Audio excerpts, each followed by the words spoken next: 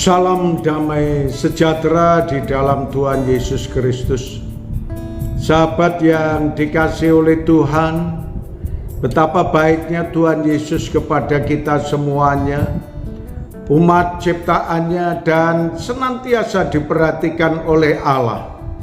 Maka pada kesempatan yang baik ini, sahabat yang dikasihi oleh Tuhan, marilah kita belajar tentang pendidikan yang Tuhan ajarkan kepada kita. Kita akan membahas dan marilah kita belajar firman-Nya. Arahkanlah perhatianmu kepada didikan. Saudara sekalian, pentingnya didikan yang Tuhan ajarkan kepada kita itu sangat luar biasa. Maka kalau ada pendidikan yang cukup, ada pengetahuan yang cukup, ada ilmu yang cukup, itu akan membekali kepada setiap umat yang diciptakan oleh Tuhan agar mereka boleh melakukan yang terbaik. Firman Tuhan dalam kitab Amsal 23 ayat 12-14 berkata kepada kita, arahkanlah perhatianmu kepada didikan dan telingamu kepada kata-kata pengetahuan. Jangan menolak didikan dari anakmu. Ia tidak akan mati kalau engkau memukulnya dengan rotan. Engkau memukulnya dengan rotan, tetapi engkau menyelamatkan nyawanya dari dunia orang mati. Saudara sekalian, firman ini mengajarkan pada kita tentang pendewasaan. Orang-orang yang merindukan kedewasaan secara jasmani maupun kedewasaan secara rohani, kita perlu belajar dan kita melakukan segala sesuatunya dengan baik agar saudara dan saya boleh menikmati yang terbaik yang Tuhan berikan kepada kita.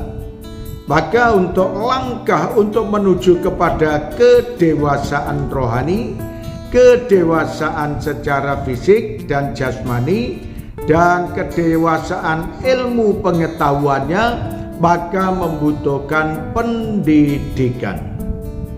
Saudara sekalian, kalau saya sebagai orang tua punya 4 anak, saya selalu mendidik kepada anak saya bagaimana saya mendidiknya agar anak saya nanti menuju kepada satu kedewasaan, maka anak-anak saya yang saya ajar akan lebih baik, lebih berpengalaman, lebih bertanggung jawab, dan mampu untuk menguasai diri sendiri. Dan ada orang yang mendidik anak-anaknya, dikatakan di sini kamu memukul dengan rotan, tetapi itu akan menyelamatkan nyawanya dari dunia orang mati. Nah, saudara sekalian, saya bersyukur karena Tuhan mengajarkan kepada saya agar saya dapat mengendalikan diri dan menguasai diri, supaya saya boleh menjadi contoh dan teladan bagi anak-anak saya. Saya tidak akan mukul anak-anak saya karena semasa kecil saya, orang tua saya rajin untuk mukuli saya.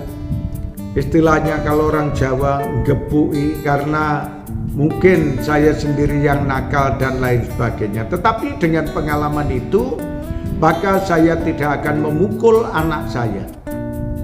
Dan saya hanya memberikan pengertian, memberi tahu kepada mereka ini benar atau salah, supaya mereka paham, dan kalau sudah menyadari, dia akan melangkah lebih baik lagi. Itu yang kami lakukan hingga anak-anak kami dewasa. Mereka juga tidak mengajar kepada anak-anaknya dengan kekerasan, tetapi penuh dengan kasih. Terima kasih Tuhan Yesus. Kami mengucap syukur atas firman-Mu ini. Dalam nama Tuhan Yesus kami berdoa. Amin.